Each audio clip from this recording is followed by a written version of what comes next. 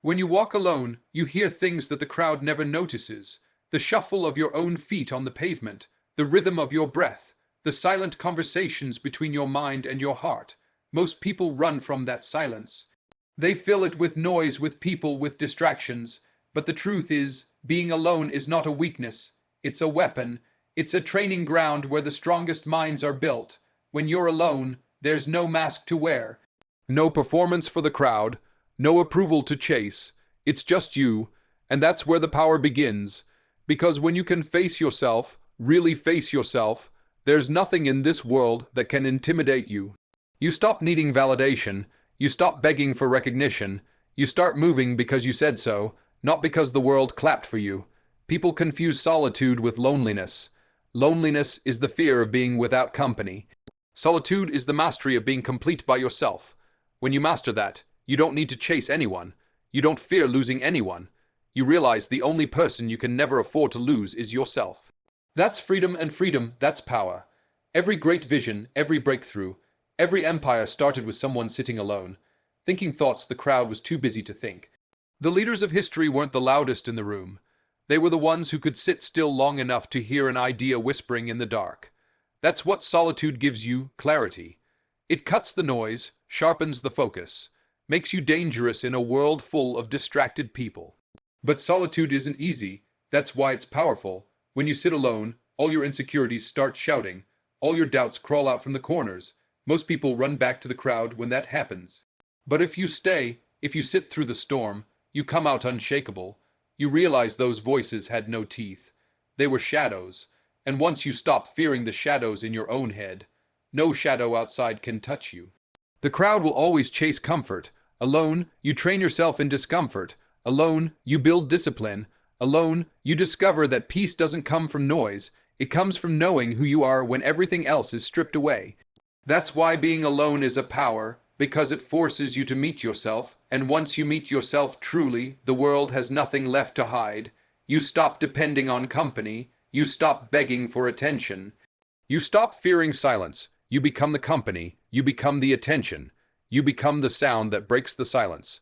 Alone, you build a strength that cannot be taken, because it was forged without witnesses. That's why being alone is not the absence of power. Being alone is the power. Clarity is not found in noise. It is not found in the constant chatter of people, the endless scrolling of screens, or the relentless pull of voices telling you who you should be. Clarity is born in solitude. It comes alive when the room is quiet, when the distractions are gone, and when it is only you and the weight of your thoughts. This is why solitude builds clarity. It forces you to listen to yourself, to hear what the world keeps drowning out, and to confront truths that comfort will never let you see. When you are alone, you have no one to perform for. You don't have to adjust your words to please the crowd or bend your opinions to fit the group. The mask drops, the filters vanish, and suddenly, you hear the voice that has been buried under years of outside expectations, your own. That voice doesn't shout. It whispers, it waits. It asks questions no one else will ask you. It asks, who are you really? What do you want when no one is watching? What are you running from? What are you willing to sacrifice? Most people never answer because they never sit still long enough to even hear the questions. But when you sit in solitude, the questions come, and so do the answers. Clarity is like sharpening a blade. Every moment of solitude is a grindstone, stripping away the rust, the dullness, the lies. You start to see which goals are real and which were given to you by someone else's agenda. You see which desires are yours and which are just trends you borrowed because everyone else seemed to want them. Solitude burns away the illusions, and what remains is sharp, unshakable, undeniable truth. That truth is your compass. Without it, you wander. With it, you lead. Think about how easily the world distracts you. The endless noise, the false urgency, the constant invitations to waste time. Most people are not living, they are reacting. They move with the crowd, they chase applause, they copy without thinking. But when you step into solitude, when you sit in the quiet, something shifts. You are no longer reacting, you are creating. You are no longer chasing, you are choosing. That is clarity, the ability to see the path without the haze of influence, the ability to separate your voice from the world's noise. Solitude is also the test of focus. It strips away excuses. There is no one to blame, no one to hide behind. It is just you and the work, you and the dream, you and the plan. And in that space, you see clearly whether you are committed or just pretending. If you can't sit alone with your dream and build piece by piece, you'll never have the strength to hold it when it grows heavy. Clarity doesn't come from crowds cheering you on. It comes from the lonely hours when you build in silence. Even history shows this. The greatest thinkers, inventors, leaders, every single one of them spent seasons in solitude. They stepped away from the noise, not because they hated people, but because they needed space to hear something deeper. Great visions don't shout in public squares. They whisper in empty rooms, and the only ears that catch them belong to the one who can sit quietly, patiently, listening. That is why solitude builds clarity. It is in solitude that you realize what truly matters. You realize that half the things you once chased were illusions. You realize that the people who shouted the loudest often carried the smallest truth. You realize that clarity is not given. It is earned through stillness, through silence, through solitude. And once you've earned it, you don't get shaken by noise anymore because you can see through it. You no longer look for direction from outside because you already know where you're going inside. Facing yourself is one of the hardest things you will ever do, and that is why it is one of the strongest. Most people avoid it. They drown themselves in company, in conversations, in distractions, because deep down they are terrified of what will surface when the noise is gone. But there is no growth in escape. The real growth begins the moment you are forced to sit with your own reflection and confront the truth of who you are. There is nowhere to run, nowhere to hide, and no excuse to lean on. It is just you. And that raw, unfiltered confrontation is where strength is born. When you face yourself, you strip away the layers you have carefully built for the outside world, the mask you wear to fit in, the stories you tell so you don't look weak, the performances you give to convince others you have it all figured out. Alone, none of that survives.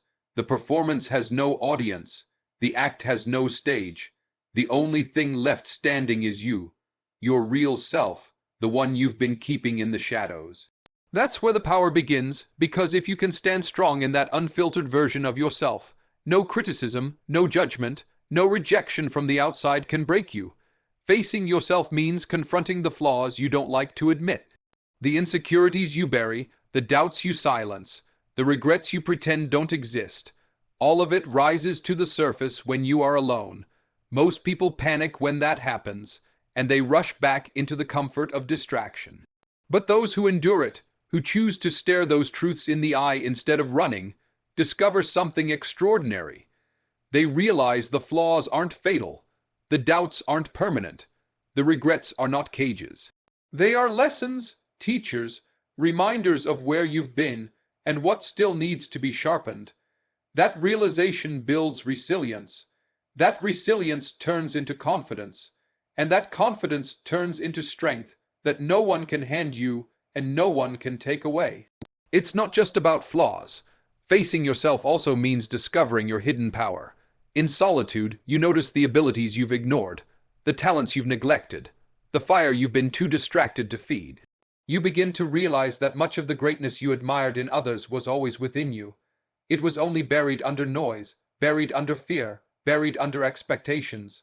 Alone, with no mask, you begin to see it. And once you see it, you cannot unsee it. That vision is fuel, and it pushes you to grow into the version of yourself that you always knew was possible, but never had the courage to face. The process is uncomfortable, sometimes brutal. But it is that discomfort that makes it powerful. Iron sharpens only through pressure, heat, and friction. A blade doesn't become sharp by staying in its raw form. In the same way, your character doesn't become strong by hiding in comfort zones. It sharpens when you face the raw truth of yourself, when you acknowledge your weaknesses without denial, when you accept your scars without shame, when you refuse to flinch at your own reflection. That strength is forged in solitude, and once it is forged, it cannot be broken. The crowd will always encourage masks. They want you to keep playing roles that make them comfortable. But when you've faced yourself, when you've seen the unpolished truth and made peace with it, you don't need the mask anymore. You don't need the role. You are no longer controlled by opinions, no longer swayed by judgments. You move with a different kind of power, the kind that comes from knowing you have already faced the toughest critic you will ever meet, the one in the mirror, and you walked away standing tall. Freedom from validation is one of the highest forms of power a person can reach, because so much of human behavior is built on the need to be seen, acknowledged, and approved by others. From the earliest years, people are conditioned to seek a nod, a clap, or a smile to confirm that they are enough. But when you strip that away, when you reach a place where your actions are no longer chained to outside approval, you step into a level of strength and freedom that few ever experience. You are no longer controlled. You are no longer waiting for permission. You are no longer enslaved by applause. You move because you decide to move, and that is power in its purest form. Validation is an addiction. The more you get, the more you crave. Each like, each compliment, each nod from the crowd becomes another hit of dopamine, and soon you find yourself chasing it without even realizing it. Your choices stop being yours. They become performances for others. You dress not because you want to, but because you want someone to notice. You speak not because you have truth, but because you want someone to agree. You chase goals not because they are yours, but because you want the recognition they bring. This trap is invisible, but it is heavy. It makes people live their entire lives in chains, never realizing that the key was always in their pocket. The key is solitude. The key is breaking free from the need for validation. When you no longer need validation, your actions shift. You don't ask, will they like this? You ask, does this align with me? You don't move with the crowd's opinion. You move with your own conviction. That shift changes everything, because suddenly your life is not reactive. It becomes intentional. Instead of following trends, you set direction. Instead of chasing approval, you chase growth. Instead of begging to be noticed, you build in silence until the results speak louder than any applause ever could. Freedom from validation is also freedom from fear. The fear of rejection, the fear of failure, the fear of being misunderstood, all of these are born from dependence on other people's approval. Once you cut that cord, those fears dissolve. Failure no longer feels fatal because you are not measuring your worth by someone else's reaction. Rejection no longer stings the same way because you no longer hinge your value on whether someone accepts you. Misunderstanding no longer paralyzes you because you are no longer desperate to be explained perfectly to every audience. That kind of freedom makes you bold, makes you relentless, makes you unstoppable in ways that applause could never provide. This freedom doesn't mean you become isolated from people or dismissive of others. It means you learn to walk into any room without needing the room to define you. You respect others, you listen, you connect, but you are not controlled. You don't bend your character to earn temporary approval. You don't trade your principles for short-term applause. You don't sell your truth for a round of claps that will fade the moment the crowd gets distracted. You stand firm because your compass is internal, not external. It also means you no longer live a double life. When you chase validation, you end up with a split self. The version you present to be accepted and the version you hide when you're alone. That split is exhausting. It drains energy. It creates a constant pressure to perform. But when you free yourself from the need for validation, the split disappears. You become whole. The person you are in the spotlight is the same person you are in solitude. That wholeness is strength. It is peace. It is the kind of confidence that can't be bought, borrowed, or faked, because it is built from the inside out. Most people never reach this level because the pull of validation is so strong. But those who do, those who master the art of moving without applause, discover a different kind of life. A life where silence is enough. A life where progress is satisfying even if no one notices. A life where your worth is not measured in likes, claps, or compliments, but in the alignment between your actions and your truth. That is the life built on freedom from validation. Discomfort is the foundation where discipline is built, and solitude is the arena where that discomfort shows up the loudest. When you are left alone with nothing but your thoughts, your flaws, your fears, and your unfinished goals, it becomes uncomfortable. There is no distraction to run toward, no noise to drown out what you don't want to face. That discomfort presses on you, tests you, and exposes the weak spots you have been covering up. But if you stay in that space, if you choose not to escape, you start to build something powerful. You start to build discipline. Discipline is not born from comfort. Comfort makes you soft, it makes you dependent, it makes you fragile. Everything about comfort convinces you to stop growing because it tells you that what you have right now is enough. But discomfort tells you the truth. There is more to do, more to learn, more to become. When you sit in solitude and the discomfort starts to whisper, telling you to quit, telling you to distract yourself, telling you that it's too much, that's when the choice is made. If you push past that whisper, you train your mind to obey your vision instead of your feelings. That is discipline. Most people are ruled by their emotions. If they don't feel like working, they stop. If they don't feel like pushing harder, they take the easy way out. But in solitude, emotions rise to the surface, and you are forced to confront them without escape. When you fight through that storm and keep moving, you are training yourself to separate decisions from moods. You are training yourself to act from commitment rather than convenience. That shift is what creates discipline strong enough to withstand any obstacle. Discomfort also breaks illusions. When you sit alone with your goals, you realize quickly whether you truly want them or whether you were just chasing an image. The silence forces you to acknowledge the gap between your vision and your effort. That realization stings. It is uncomfortable to admit you are not as focused as you thought, not as driven as you pretend, not as consistent as you hoped. But that sting is necessary, because without it, there is no correction. Discomfort forces honesty, and honesty is the foundation of discipline, because you cannot fix what you refuse to face. In solitude, discomfort also comes in the form of restlessness, the urge to grab your phone, to check messages, to call someone just so you don't have to sit with the silence. That restlessness is a test. Every time you resist it, every time you stay where you are instead of running, you strengthen your control. It's like lifting weights. The first time, the resistance feels unbearable. But each time you hold on, each time you stay disciplined, the strength grows. Soon, what once felt impossible becomes normal.